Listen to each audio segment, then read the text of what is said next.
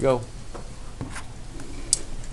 7.5 in this Unit 7B is going to be on the unit circle. And I've decided that we are going to learn the unit circle before we do Worksheet 3 and Worksheet 4. I think it makes better sense for all the problems you do in 3 and 4 for you to understand the unit circle first. And then we can make a decision, do we want to use the unit circle or triangle? So I'm going to teach this to you first before we do quadrants 2 through 4. That way you get an idea. If you don't know what the unit circle is, it is one of the most useful and organized list of common trig ratios for a right triangle.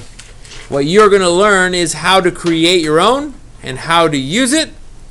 And the directions that we are going to use are right here on how to create it.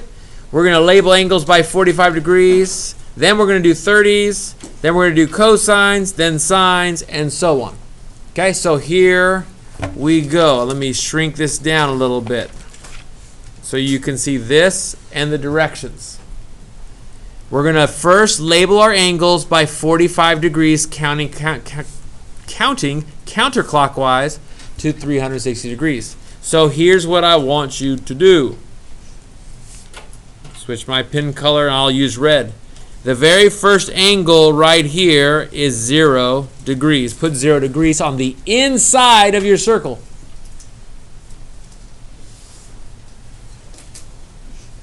And we want to go by 45 degrees. And so since you know that this is a 90-degree angle, the 45-degree angle is which color? Which color is 45 degrees? The blue one. I'm going to put 45 degrees right there. Now I have to skip a few lines here, and I'm hoping you see why, because 45 degrees is half of 90. It has to be that one. I'm going to count all the way to 360. 0, 45, add another 45 and you get, that goes there. Add another 45 to the 90 and you get, which line? Blue. And it's 135 degrees. I can do that in my head. If you can't, it will get easier for you as you use this a lot. Add 45 degrees to 135 and guess what you get? You get 180. Add another 45 and you go to the next blue line and it is 225. Add 45 to that and you get to the next line straight down, 270 degrees. Add 45 to that, you get the next line, which is 315 degrees. Add 45 to that and you get back to where you started and you're back to 360 degrees. I usually put 360 right below the 0. That's what I mean by labeling your angles by 45 degrees. We do every 45 degree angle all the way around, including the 90s, 180s, and 270s. The second thing we do is we go and then count by 30 degrees. Every third of the unit circle is in the measure of a 30-degree angle. What does that mean? We're going to go around the red line, 30 degrees. Add 30 degrees to the red line, you get to the green line, and you're at 60 degrees. 30, 60, 90. Then we're going to continue to go around the circle. Add 30 more degrees to that, you get 120 at the green line. Add 30 to that, you get 150 degrees at the red line. Add 30 to that, you get 180. Add 30 to that, you get 210 at the next red line. Add 30 to that, and you get 240. Add 30 to that, you get 270. Add 30 to that, you get 300. Add 30 to that, you get 330 degrees, and then you're back to 360. I recommend counting by 45s first, and then counting by 30s second.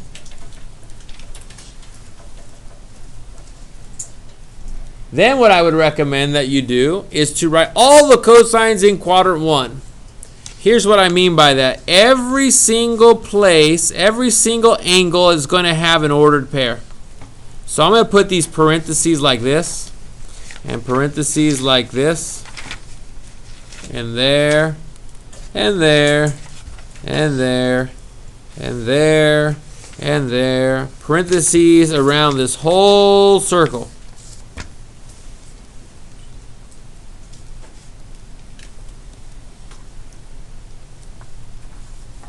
It says, write all the cosines in quadrant 1 and think of one as the square root of 4 over 2. And the pattern descends. And I'll show you what I mean. The fastest, easiest way to do this is to think of it as the square root of 4 over 2. What is the square root of 4 divided by 2? Do you know what that equals? Okay. So this is 1 or the square root of 4 over 2. That's your cosine. That's your x value. Then the pattern descends. So if I go to the next cosine, guess what it's going to be? Instead of square root of 4 over 2, it's going to be the square root of 3 over 2. Guess what the next cosine is going to be? The square root of 2 over 2. Guess what the next one is going to be? What's the square root of 1 over 2? What does that simplify to? And what is the square root of 0 over 2? What does that simplify to? So that pattern, square root of 4 over 2, square root of 3 over 2, square root of 2 over 2, square root of 1 over 2, square root of 0 over 2, works. It's the fastest way to write all your cosines. And then guess what? If I put a comma and I start with my sines, this is 1. I went up 1 unit, 0 to the left, 0 to the right, up 1 unit. So therefore, this is the square root of 4 over 2. Guess what the next one is? Square root of 3 over 2. Guess what the next one is? Square root of 2 over 2. Guess what the next one is? Square root of 1 over 2 simplifies to 1 over 2. Guess what the next one is? 0. I have done the entire quadrant 1 using the pattern of square root of 4 over 2 and descending.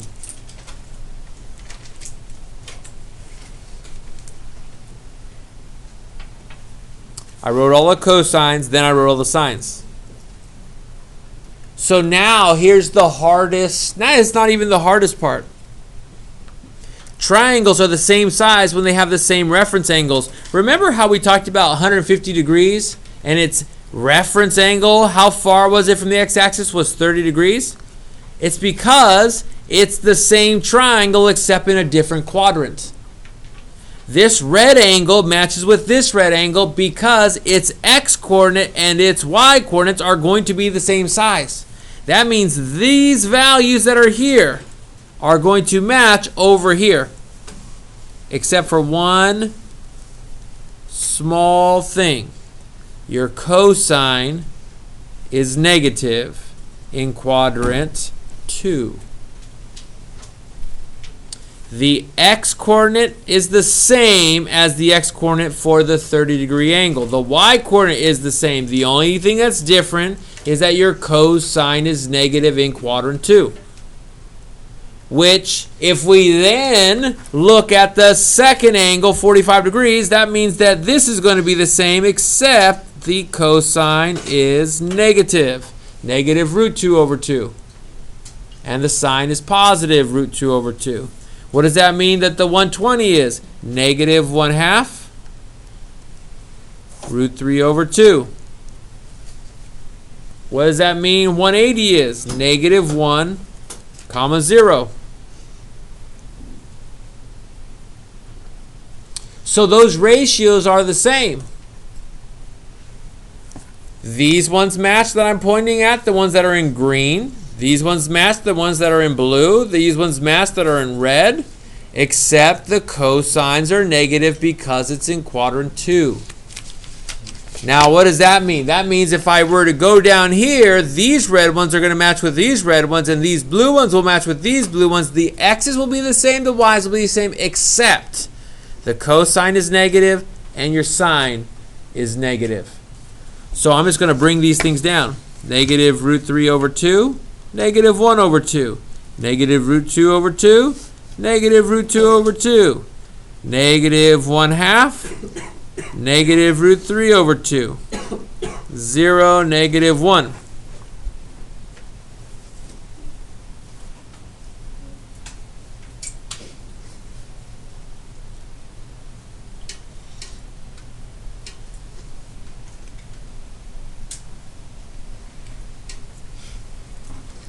And the last thing that I do is I bring these ones down here. Everything's the same with the x and the y, except the cosine's positive and the sine is negative. Our x is positive and our y is negative. So that means the y value should be negative 1/2 there.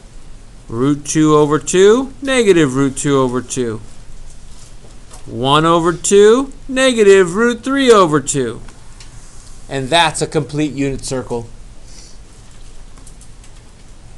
What I just did here on this practice is what I want you to do for your homework. You're going to do this on worksheet 5. You'll be filling it in.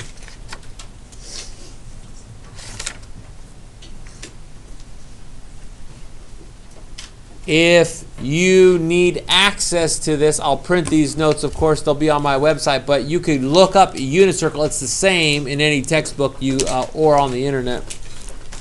There are some nicer ones that are there. Now, this is how we're going to use it, and here are 4 examples on the worksheet. It's very simple to use. I chose 12, 22, 32, and 37. You can do them in the worksheet, and I'm hoping this won't take us that long. So watch and pay attention as we go, because I have to do this quickly. The sine of 120. If I have to do the sine of 120, what that means is I go over to 120 degrees, and I look for the sine of 120 degrees. The y value. Do you see the y value? Yeah. And then that's what you write down. So what do you write down for this? No triangle at all. All you write down is, oh, it's root 3 over 2. You just decide, is it positive or negative in that quadrant. That's how it works. I'll show you another one. Cosine of 210. You're going to go to 210 degrees. Here's 210. You're going to look at the cosine. You're looking at the x coordinate. Cosine represents your x. And you go, oh, it's negative root 3 over 2. And you write that down as your ratio. Negative root 3 over 2. That's how fast it is when you know your unit circle. What about 360? Well, that's the same as right here, isn't it? What's the cosine of 360? What is your x coordinate? Cosine is your x value, which is 1. The hardest part is tangent, but let's use the definition we gave before. 120 degrees. The tangent is your y divided by your x. So for this, if you have root 3 over 2 and you're dividing it by negative 1 over 2, just simplify it. Make sure that you rationalize it. And as long as there's no radicals in the denominator, you are just fine for your final answer. Those are my 3 answers. Those are my 3 examples. Questions? I know that was fast, but we're almost out of time.